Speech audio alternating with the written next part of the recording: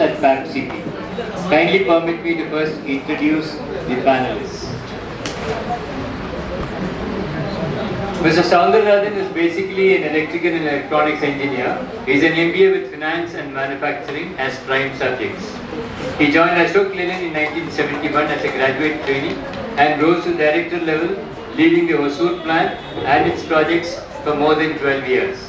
As a parent, he has rendered immense service to the cause of PWIDD for almost 20 years. He continued as an office bearer in KPMRC, was the treasurer for 2 terms and is presently the president there. He has also been associated with Parivar, All India Parents Association, for a long time as an executive committee member and has also been the treasurer for 1 term. Most importantly, Mr. Soundarrajan also runs a residential home and special school for PWIDD named Anugraha at Hosur. Please give a big hand to Mr. Shivram S. Deshpande is the head of operations at Samarthanam Trust for the Disabled. He provides technical and managerial leadership across several key programs such as inclusive education, special education, respite care, day care centers, livelihood initiatives, environment, arts and culture, and assistive technology accelerator.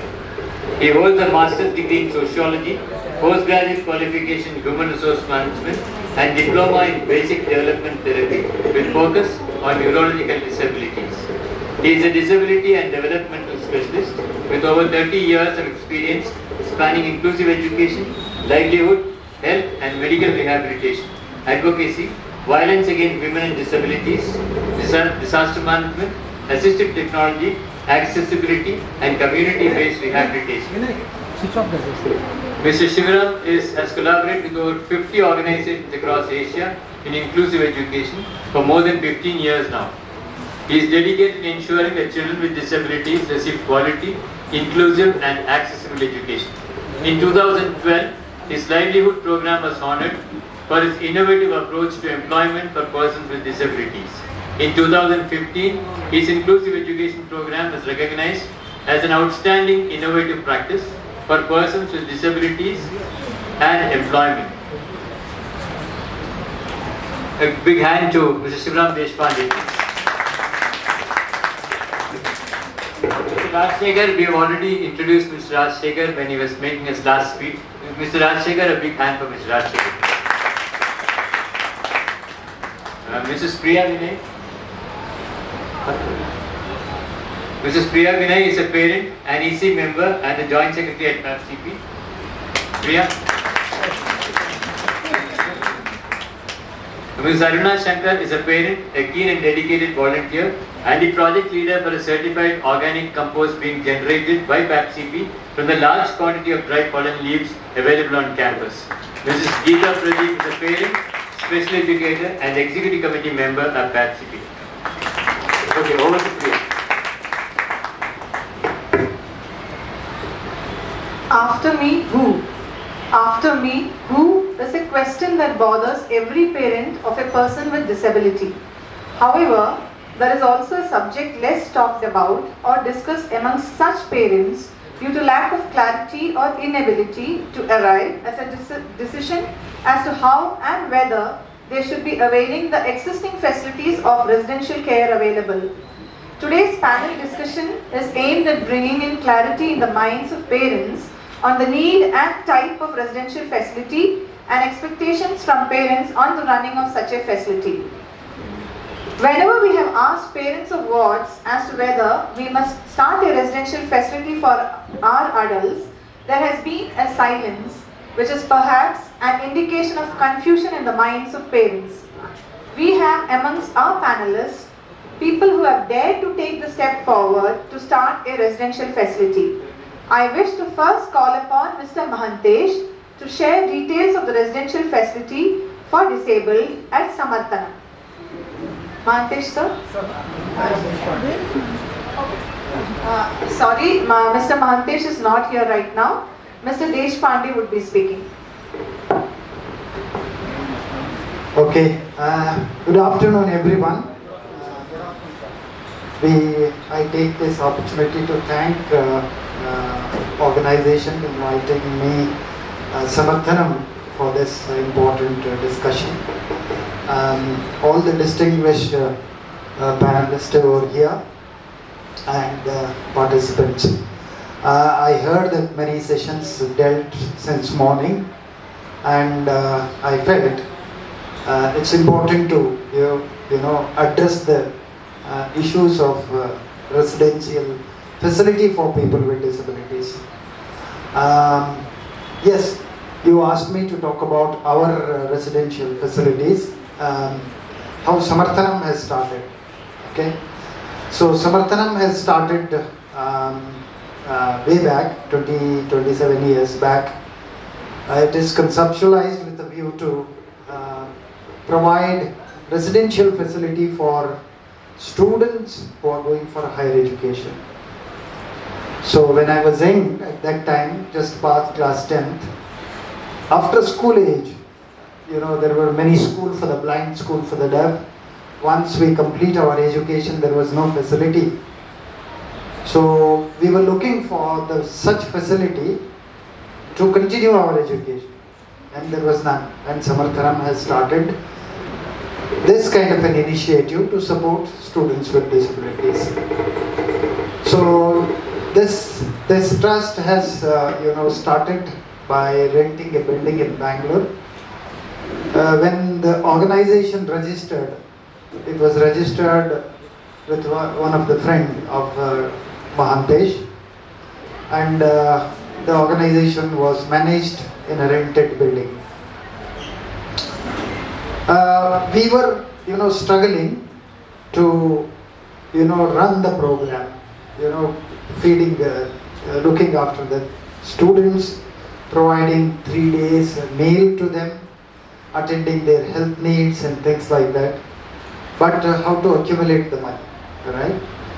So over a period of time, whenever we approach various individuals, corporate companies, government, we used to started charging admin cost, apart from the staffing pattern. When we submit any proposals, we used to allocate resources for the admin cost, through which we could accumulate a small portion of the money through the project and started paying rent, and gradually it is accumulated, and we started approaching the government also to give a site for us. That is how we got a site in HSR layout. With the support of corporate, we built the building. So we have now around 6,000 square feet in HSR layout. It is, we got this land from the government, and we have constructed the building now, and we accommodate around 350 students over there. This is one property. And when we expanded our program, we expanded to North Karnataka. Okay? We showed this model to the district department over there, and then they impressed with that. In the North Karnataka, there was no facility for us, for the people with disabilities. Entire North Karnataka is catered now. The government has given the building site to us. We took the support of the local corporate companies and individual philanthropists and constructed a building now. We have about 150 students studying over there. Over 500 students are getting support on day-to-day basis, okay, over the last 5 to 6 years. Okay, this I have witnessed in Samarthanam Trust. I think after other speakers, I can contribute more based on the questions. Thank you very much. Would request Mr. Soundarrajan to share the information regarding his residential facility at Anugraha. Good afternoon to everybody. First I will start with saying how, as the president of KPA CADD, STOI, KPA MRC, how this is grown to a level where We are almost servicing both boys and girls together, around 55 children there. Children in a sense adult. We just call them as children because they are so innocent as children. This is the outcome of 7 parents who just bought a piece of land and then grouped together. They started this as a residential center in Archanagunde, about 60 kilometers, 58-60 kilometers from real Bangalore city. It started in a small way, slowly it has developed and it has gone to. So now if you see that there are places, we just found that the 7 grounds have just grown up because of the well-being and good wishes of the people who have contributed additional land. It is been there.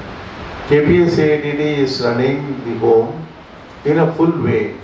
That is, they have trainers, caretakers, special educators, all those people, and to an extent to keep these people engaged. Some of these handcraft works are also being done. We are saying that these people are getting this facility better. Apart from that, KPACAD has understood that there is a real shortage of special educators and the caretakers, special educators in various disciplines.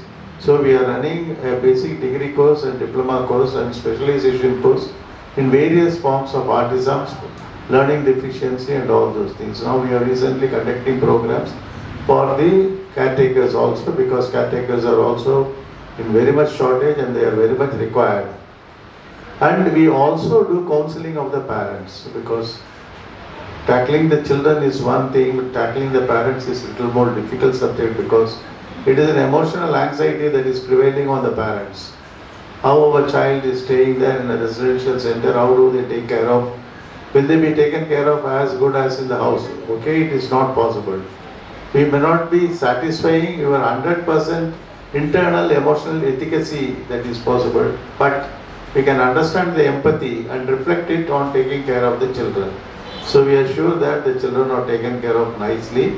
We do have a frequent medical checkup, and as our person was telling about the legal implication of things, there are certain parents who have included the institution itself as the guardian of the children. We have just got that done. Legally it has been done, so it is possible. We are doing it like that. And it is a lifetime care. It is not that there is no limitation or there is no such of things in which at some part of time we will be disengaging and destituting these children away from the home.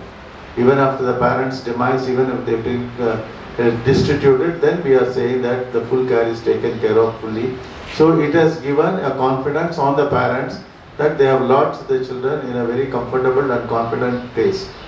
All what I have said for KPACADD is applicable for our place in Anugraha Charitable Trust, which is running a home and special education center in Hosur. It is in just about 12 kilometers from Hosur town. It is situated in a place of about 1 acre of land and about 23,000 square feet of built area. What I am thinking is, this is the basic detail that we are able to share with you now. Any further clarification required with you, we will be able to do that. Another good important thing is the person who is sitting on my right side is actually our right hand in the KPACADD. He is the one as a good administrator and he takes care of everything. And he doesn't bother about day or night. Whenever he is on call, when he is on call administrator like that. So all credit that if KPACADD goes well, this is the guy who is behind that, who is running the show. Thank you very much. Thank you, sir. Over to Mr. Rajsekh. If you can, yeah, okay. He says he has, I think, spoken most of them.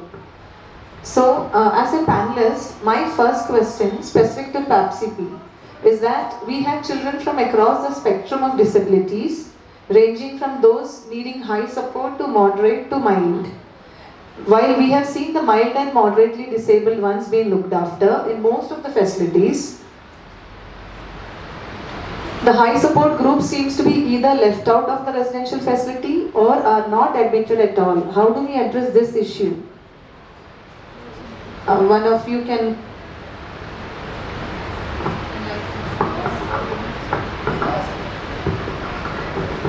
Ma'am, if I understood correctly, I was just thinking of your asking question to some other person. But your question is, how do we address? Can you repeat the question, please? Most of the facilities do take in children with mild to moderate disabilities, but when it comes to severe disable, then it becomes a little difficult to admit them in any of the residential facilities. So how do we go about this? Very good question. Okay, I think this is a very valid question, ma'am. Country like us should have a permanent residential facility for people with, severe and profound disabilities. There are very few facilities available, but I just would like to quote my own example where I worked before, where the organization has got more than 22 different smaller organizations across the country. It's called Cheshire Home. Okay? It was catering for severe and profound disability for the several decades.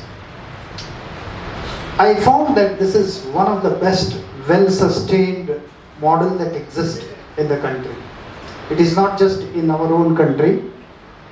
It is spread across more than 52 countries across the world.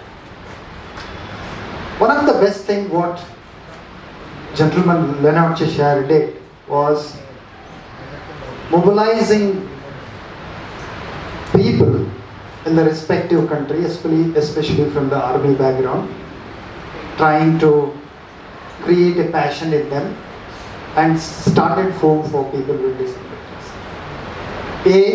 One, we need to check if we have people who are in need of that kind of services, go to them and ask if the support system is still exists. Number one, I left this organization for the last, for 5-6 years now.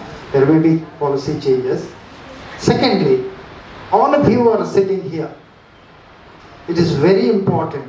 All of you have got different walks of life, having huge contact in your own way. Why can't you establish one for yourself? Right? It is very important today to have this kind of a facility. Even many people approach Samarthanam with this kind of a help. What do? We don't have an answer. We refer them to different Cheshire homes and seeking their support and help. So what I would like to tell you is, organization like yours can create that kind of a facility. What happens if we do not have this kind of a facility in Karnataka, then where people with severe and profound has to go, right? In the panchayat level, there is no system to look after this kind of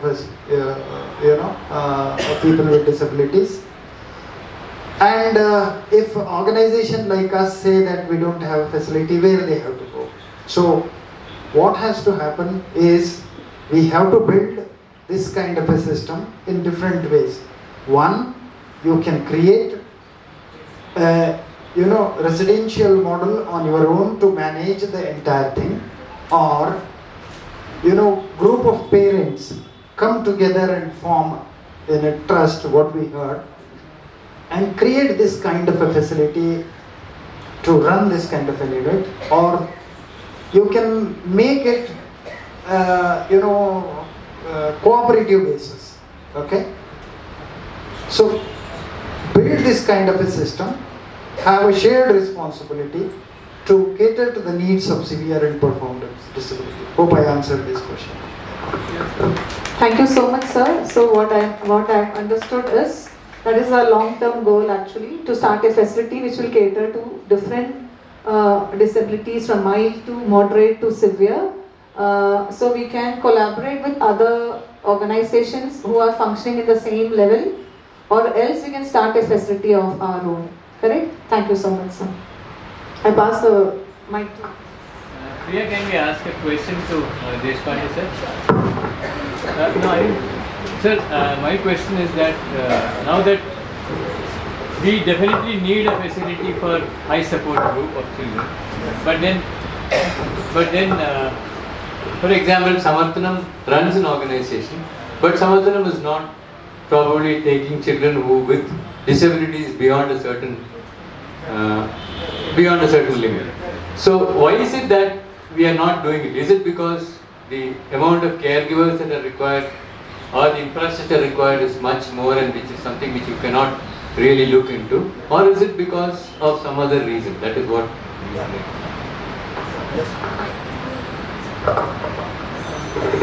Yes, sir, correct. We take people who can manage themselves, but manage themselves in the sense, at least they themselves can use their washroom, they themselves can,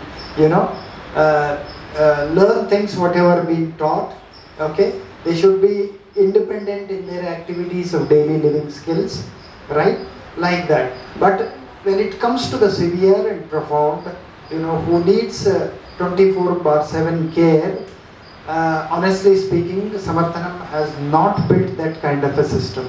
Okay, we don't have a trained human resource to deal with 24/7 care. So that is the reason we are not going to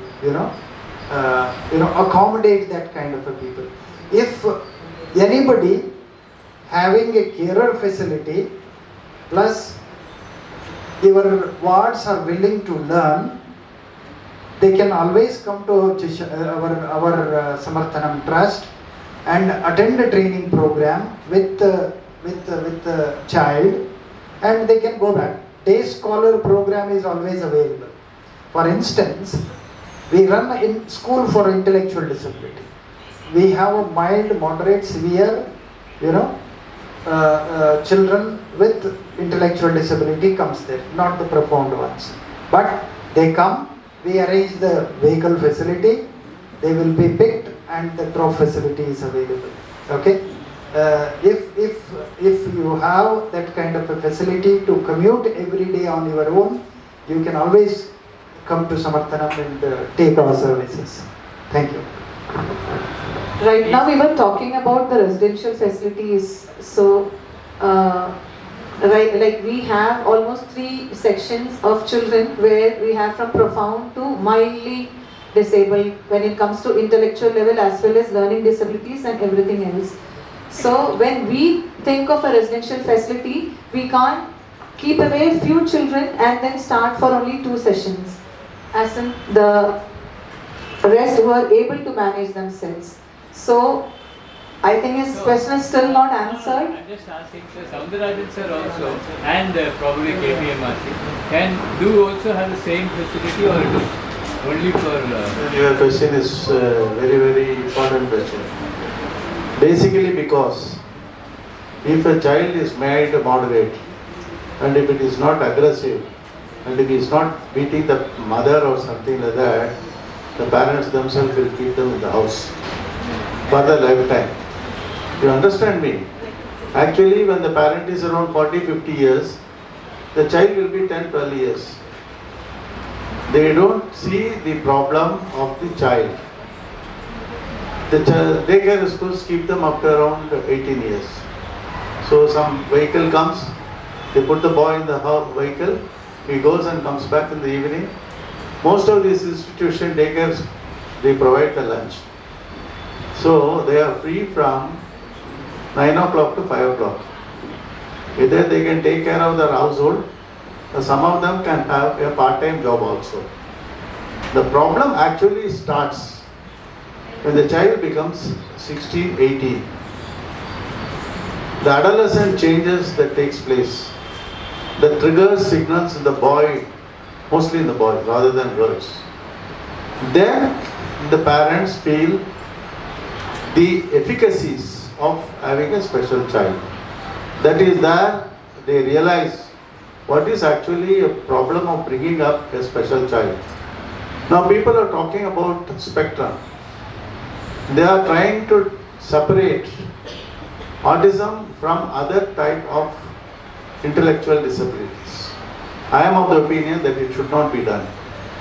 Because we here in KPMRC or in Anugraha, we don't segregate it like that. And there is a special thing that is going on, that autism is different from other things. Autism has to be dealt with separately. I understand. I have also experienced what is that to be done. But coming to this point, we need to have a place. If at all you create a place, don't create a place. Sorry sir, you should apologize me for this. If you are saying that you are going to take only mild and moderate, your exposure to the field is limited, and other one is your service is curtailed service. It is all okay, because I am coming around a lot of places where people are giving mild moderate. If the mother will come, the father will come, we will ask them, what will this your boy do? So he will do everything, sir. He will take care. Is he independent or dependable? They will say he is totally independent. Then we will start. I am sorry if I am elaborating. You can just tell me if I am wrong. Then they will say what he will do. We will start with brushing the teeth. Will he brush the teeth? Yes, sir. He will brush the teeth. But we have to keep on telling brush left side, brush right side. Then you spit and all those things. Then it comes. Then next thing is little more. This thing is how will he take a bath? He will take a soap and do like this. Then you have to tell him, you have to rub your hand, you have to rub your thigh, you have to rub your leg and all those things. If you keep on doing that, he will do. And the third thing is the most difficult thing, it is toilet training. They will say, no, he will do that, there is no problem. Then you have to say, you have to pour water. Then you have to show whether he has, but are you sure, madam, that he has 100% he has cleaned himself? No, sir, we do not know. Why I am telling is, when you are trying to provide a service for that, you should understand that you should be able to give a person a full care. That is, you should be able to take him with some, if a fellow is sleeping in the night comfortably, it is good. If it is not, if any psychiatric medicine is given, you should give a medical care.